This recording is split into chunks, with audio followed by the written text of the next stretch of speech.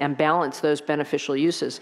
The science behind it, and there was in the '09 legislation, which a number of us were involved in getting through, there was a call to the Water Board to do a study to talk about what would the fish need if the fish could talk. We know what water users want and could use productively. It's a lot, which is great. It produces a lot. But what do the fish need? And they reviewed the science, and they came up with a number closer to 70. Our proposal, because we balance, that's the thing I like about our job is to look at all the beneficial users of a water body. That's for agriculture, that's for hydro, it's for fish and wildlife, it's for recreation, it's a whole host of things.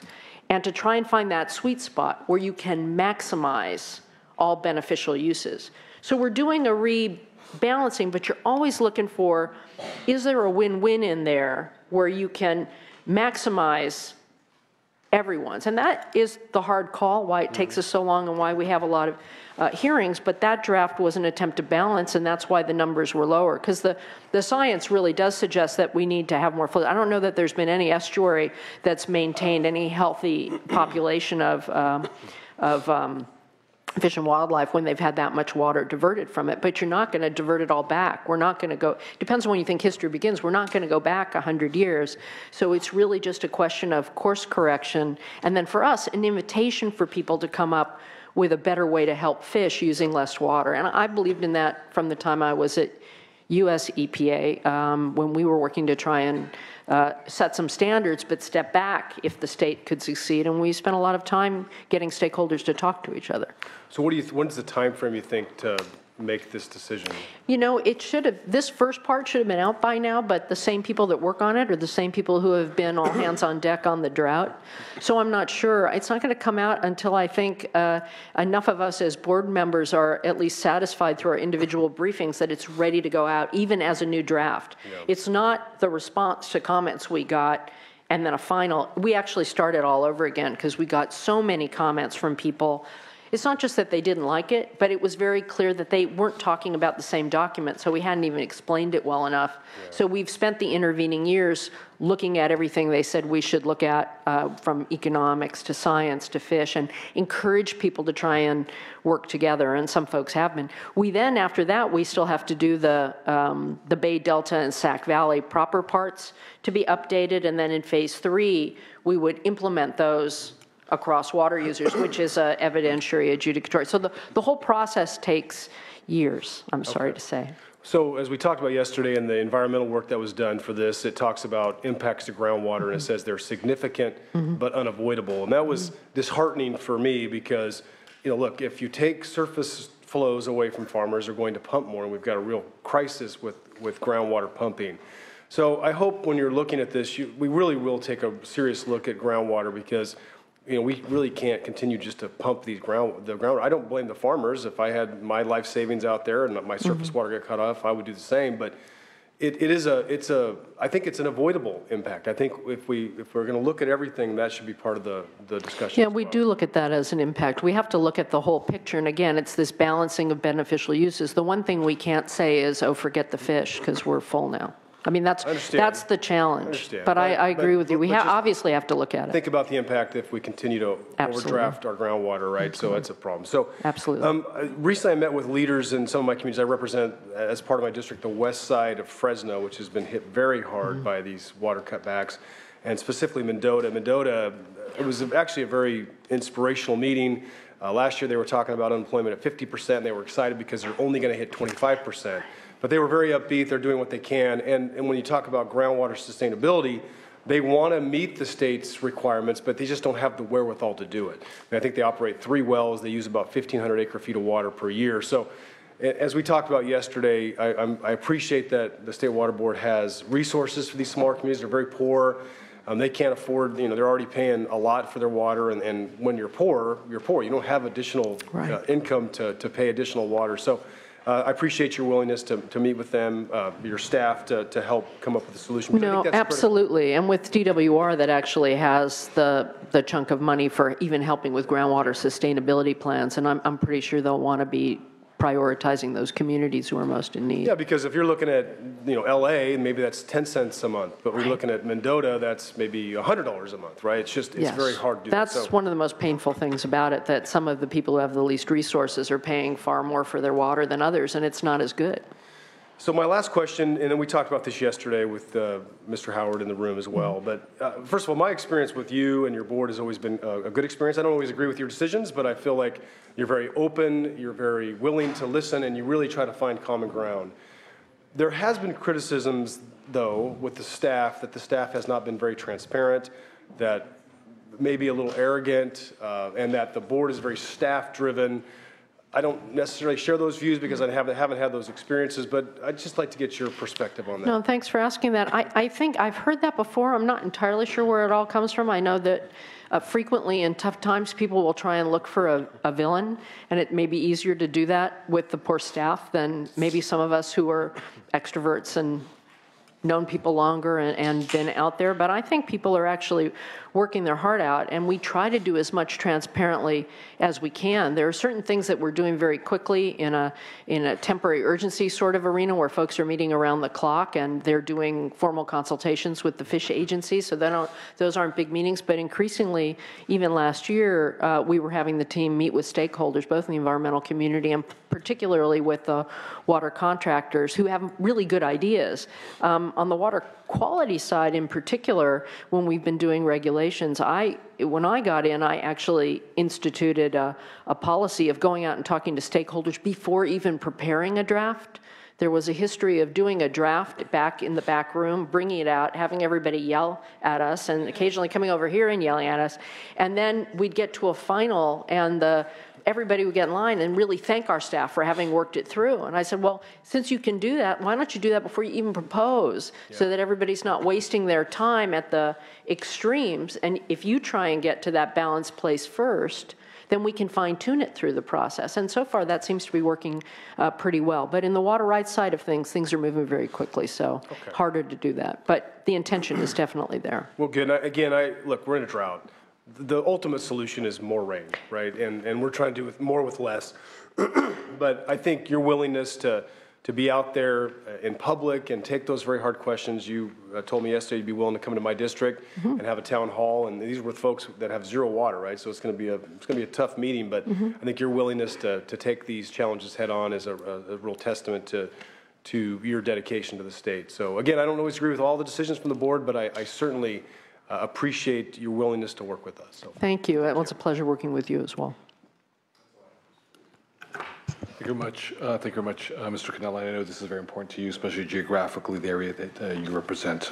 With that, we're going to go with Ms. Slava. Thank you, Mr. Pro Tem. Good afternoon, Ms. Marcus. Afternoon. Very much enjoyed meeting with you yesterday, the day before. They all kind of run together. Thank you for your enthusiasm and your passion for your job. That goes a long way in getting the job done. I just have a couple questions. Safe, clean drinking water in our schools is a serious issue. I think you're probably familiar with a procedure called flushing, where the water faucet's turned on for 30 seconds to flush the lead. I know I personally wouldn't feel comfortable with my children drinking that water after it's been flushed. What can we do to rectify that problem? Well, we're talking after we met. I pulled the team back together to sort of think creatively about what we can do, since we don't generally regulate the fixtures in schools. But in looking at what we do, there are requirements for testing a sampling of facilities within a public water supply system. And so what we kind of want to do is make sure that folks are looking at schools when they do that, because if you test up and you've got 10% or more of a problem, lead shows up, then a public water supply system is responsible for trying to help fix that. Frequently it's pipes. Sometimes they can fix it by changing the chemistry of the water, because some of it is the issue of the particular nature of water and the fixture. So sometimes you can actually add something to the water that makes it less corrosive. I just learned this yesterday. It made total sense to me from other things I knew. Our drinking water, even though in many cases, or most cases, line share cases, it meets standards, it really can vary. And as we talked about, sometimes it can be perfectly safe for you and taste like Really? warm garden hose, like in Arizona. So it varies tremendously while still potentially being safe. So you actually can at the treatment plant do something. So what we want to do is now sit down and look at it and see what more can we do and how can we work with our colleagues at Public Health who have more jurisdiction over that, and how do we sit down and talk to schools? Because some schools are public water supply systems, and there we do have the capacity to regulate them. Other places we're regulating a public water supply system that serves a school, and the first idea we've come up with is making sure that as they're doing that required testing, that they include schools in that. So that's a way to use our existing authorities. Very good. Thank you very much. I have a question from one of the local water districts in the district. First of all of them that emailed us are very happy with you and very happy with the job that you're doing. But the Fontana Water Company was wondering what additional tools do the state and local boards need to be more aggressive and proactive in protecting local water supplies from polluters? You know, that's something that we're focused on. I don't have a list for you right today. I have a few.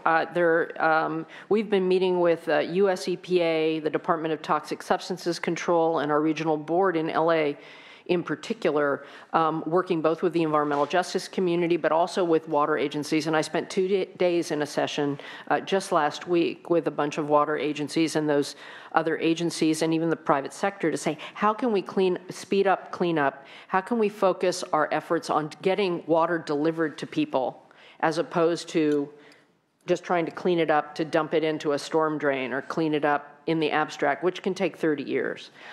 We also talked about how do we work with water agencies to find ways to protect water before it gets polluted. This is something that the environmental justice community brought to us about a year ago, and my colleagues Tam Dodak and Franz Spivey-Weber have taken over the lead on that since I've been pulled on to the drought. And between those two efforts, we're hoping to come up with a suite of recommendations. Some of it can be DTSC, EPA, and we sharing our tools, because we have different strengths and tools. We have the ability to ask for reports. DTSC has had a modest orphan site fund. The legislature gave us a little bit of funding with the SB 445 money that we can use. EPA has treble damages, different sort of tools and authorities, but how can we bring them all to bear in cooperation with the water districts to keep our eye on the provide water ball versus just let me clean up this thing in front of it.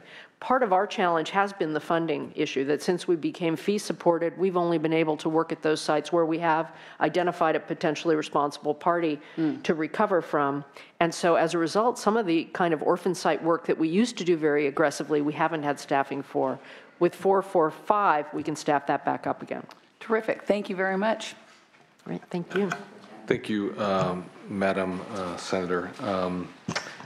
Ms. Marcus, thank you very much for appearing today before this committee, and I apologize for being late. I was in 2 committees simultaneously, trying to juggle several measures, and I want to thank my colleagues for their indulgence for my tardiness. That being said, this is an issue that may have been broached a little earlier today. I don't know to what extent with regards to the curtailment orders, and obviously on June 12th, the order was issued on the curtailment orders. Can you give us an update and perhaps an overview, if you will, as to the curtailment orders, specifically as they pertain to the ones that were issued to the holders of the senior water rights? Well, we've done, I think, 2 rounds of those. We'll probably be doing them just about every couple of weeks. What happens, you could do it by the moment, but it's not physically possible to do that. As the amount of water goes down in the natural water course, we match it with the demand projections for that water course. We have much better data this year than we had last year because we had emergency information orders and we had 90-something% response rate from the water rights holders saying what they had used the year before and what they were likely to use the next year, so we can, with more precision, market. So we did the junior water rights holders earlier in the year. We did the first round of seniors, and then we did another round where we added a few more, and we anticipate just as the curves cross each other, we will announce those curtailments by sending notices. Then what we ask for in those notices is for people to... Bear with me one quick second. I think we have a technological snafu I think perhaps, Ms. Marcus, if I'm not sure if the other microphone is out as well too, you can just switch it over, or you can physically move over, altogether. Perhaps that one may work too. Let's see. Hopefully it will. I think it does. All right. Fantastic. There we We go. We just fixed the technological snafu. We just I do switched to not another have a one. great track record Okay. with microphones. There are people back at the water board who are now laughing really, really hard. So we've sent out the next notice of curtailments.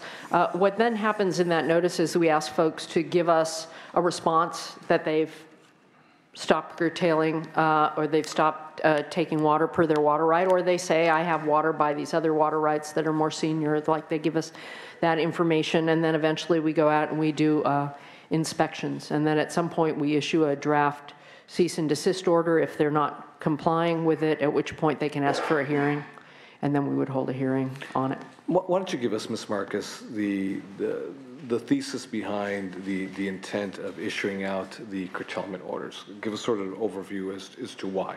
Well, it's because there's simply not enough water in those water courses to support all the water rights. We have a seniority system in California, similar to all the other western states, because we have such varying hydrology. Sometimes it rains a lot, sometimes it doesn't rain. It goes back to English common law in the case of what are known as riparian rights, where folks have a right to a reasonable amount of water.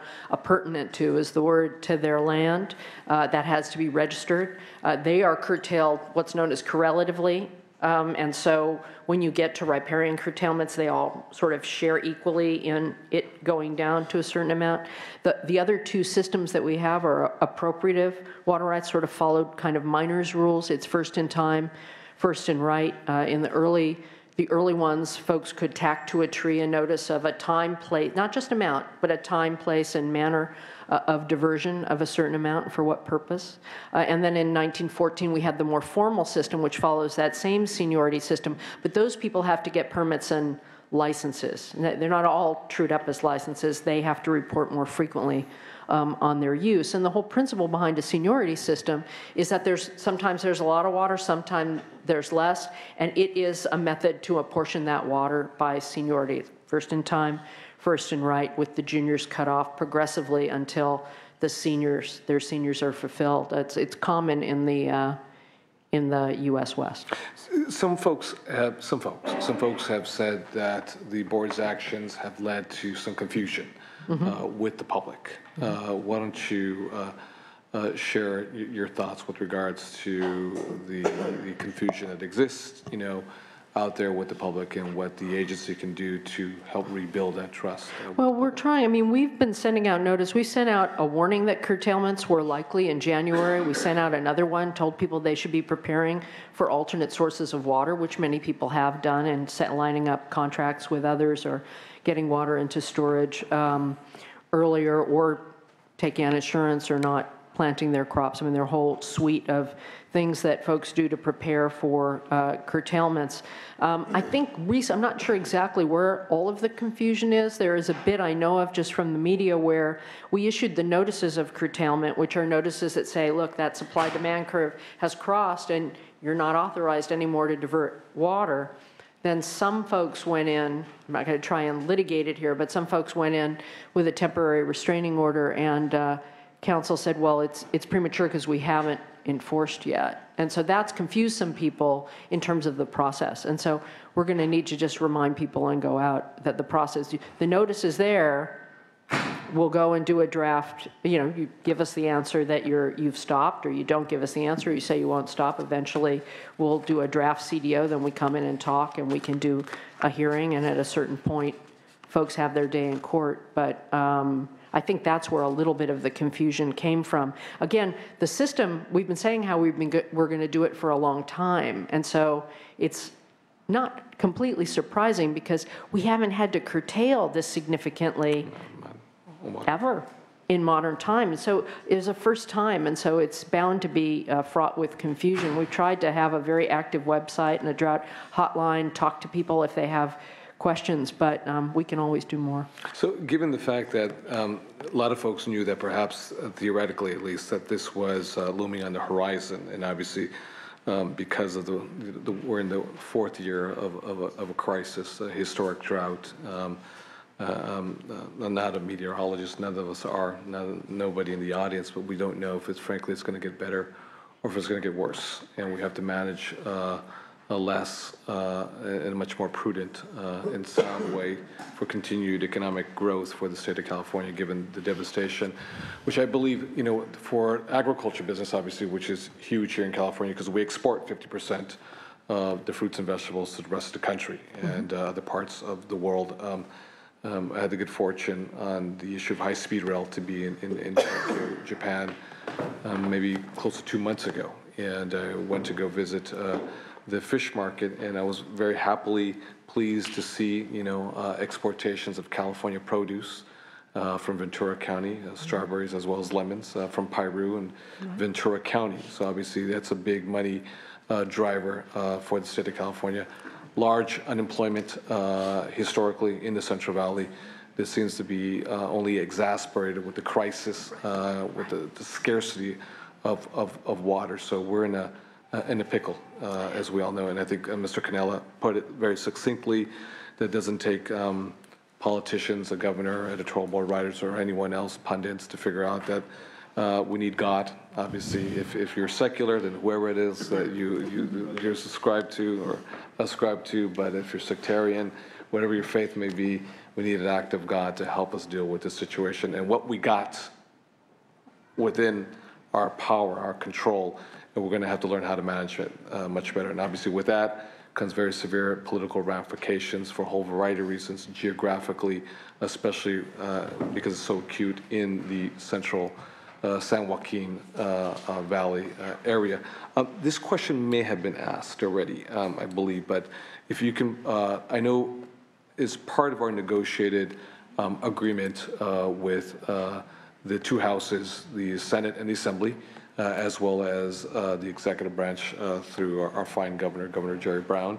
A few months ago, obviously, we came together on an agreement for an allocation and appropriation to get some money out and push some money out. So the Office of Disadvantaged Communities Water, what's going on, how's it happening, is it actually working, or is it looking good on paper, but in practice it's not getting the water out to these communities that so desperately need it, who are products or victims, I should say, of this drought themselves with the food lines, who, because of perhaps of county government politics, have not been able to have the infrastructure lead the water to their place of residence. So why don't you give us a little details?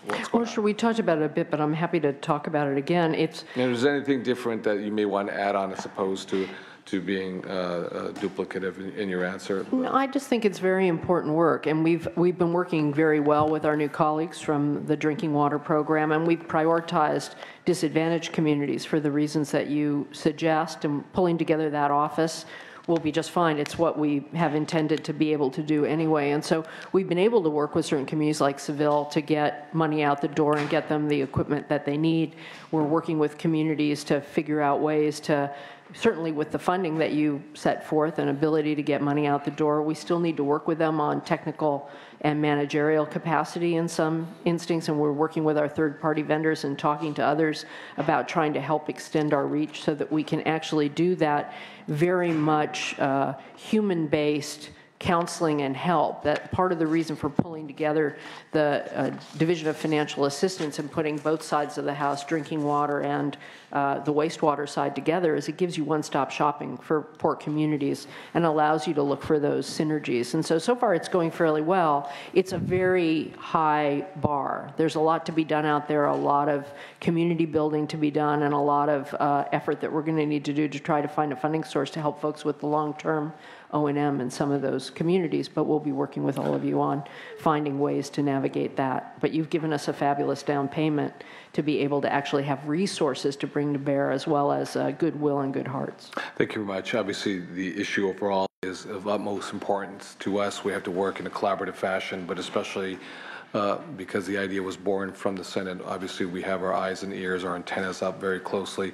Ms. Mitchell and I are perhaps a little more urban-centric, but we care just as much. Obviously, Ms. Leyva, little suburban, little urban area, but especially for Ms. Fuller, Madam Vice Chair, as well as Mr. Cannella, who actually geographically represent parts of this area from the south of San Joaquin down in Kern County, obviously, to the northern part in Ceres. Obviously these are areas that they care deeply about, and they care deeply about the most marginalized and the lack of water. So this is an issue I know that they will keenly be watching. Thank you. It's the issue of our time.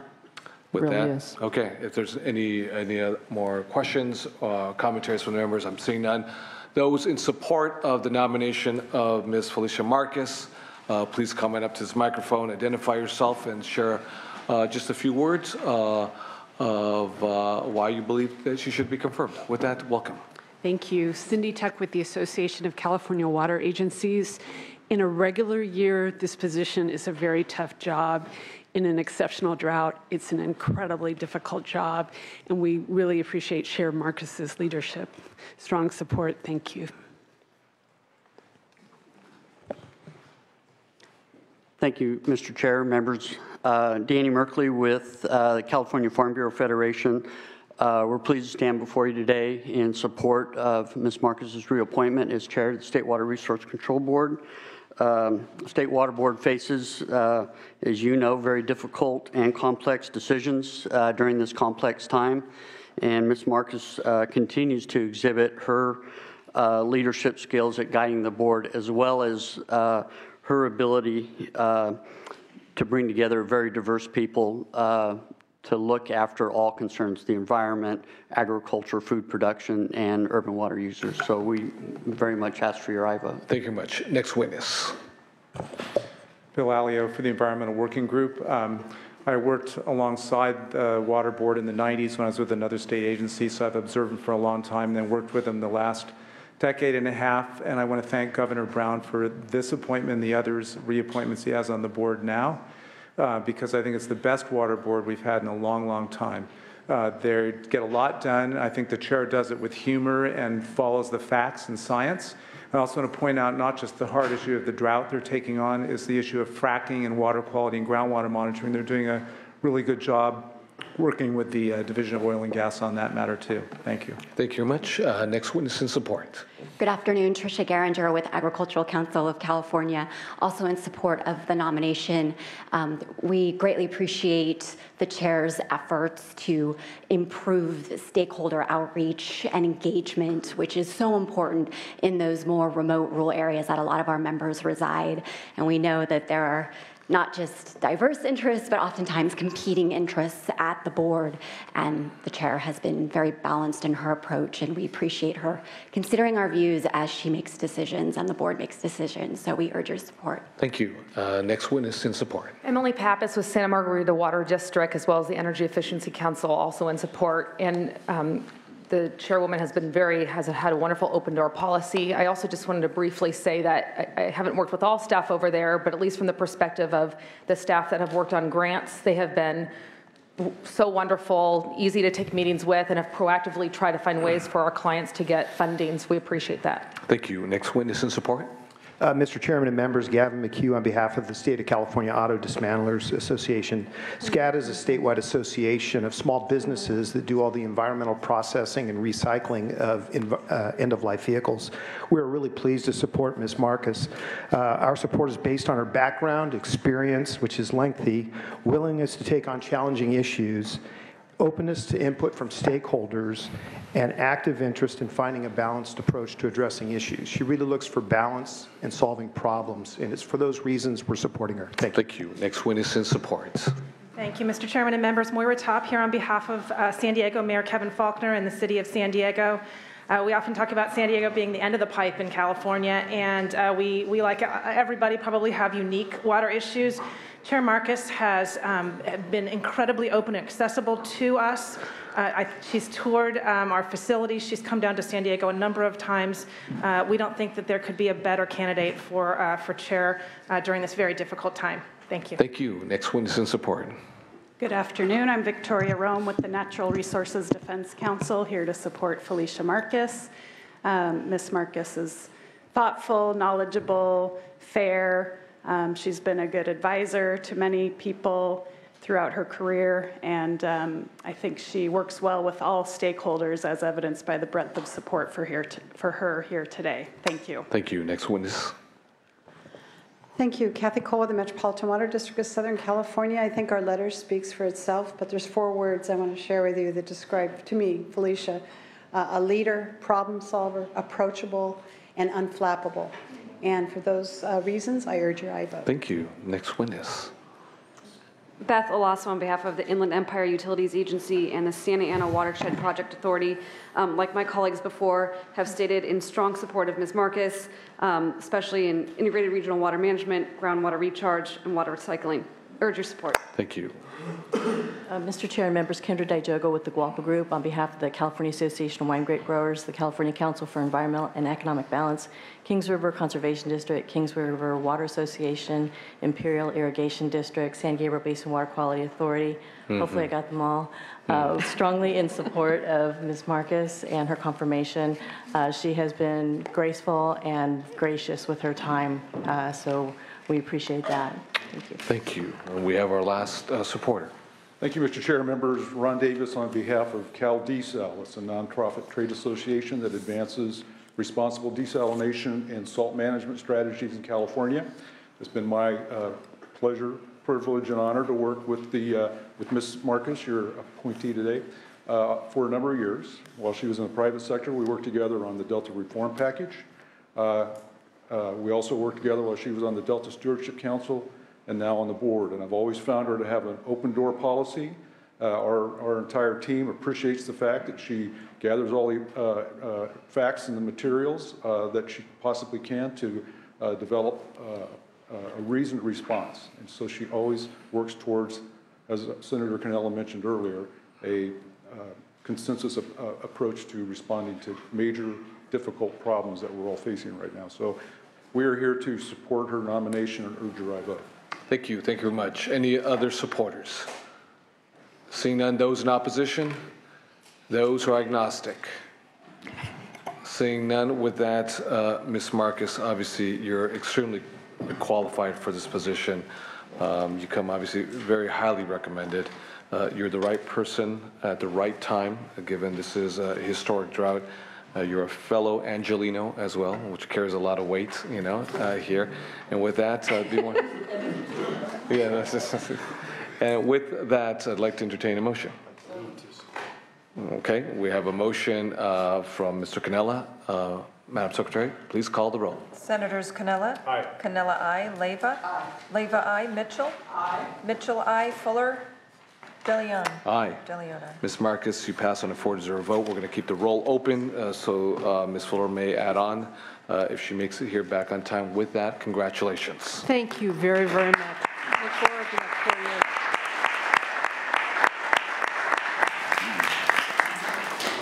Colleagues, what we're going to do right now is we are going to quickly lift the call, and maybe we need Iona.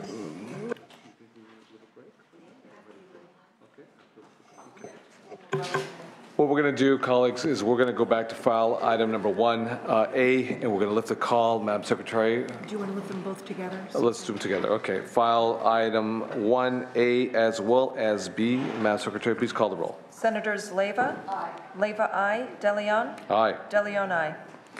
Ms. Gibson, as well as Ms., and I hope I pronounce this correctly, Hyson. Ms. Hyson, both nominees pass on a 5-0 vote. Congratulations. You are now.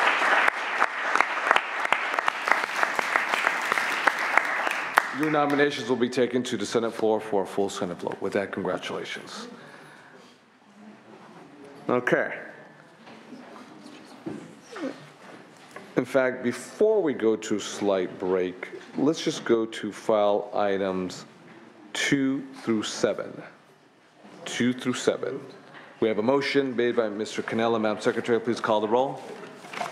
Senators Cannella. Aye. Cannella, aye. Leyva. Aye. Leyva, aye. Mitchell. Aye. Mitchell, aye. Fuller. DeLeon. Aye. DeLeon, aye. Measure passes on a 4-0 vote. No, I don't believe Ms. Fuller will be making it back. She has 2 measures that are very complex.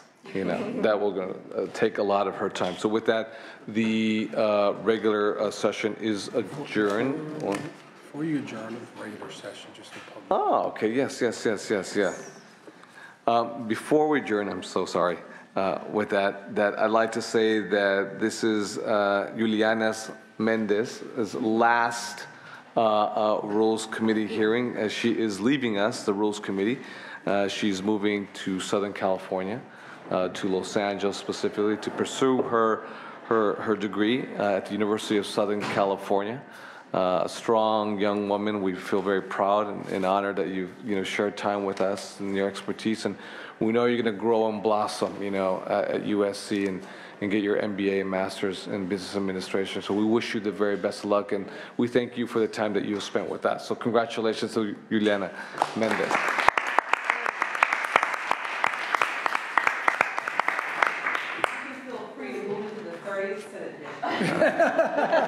It's right there. Yeah.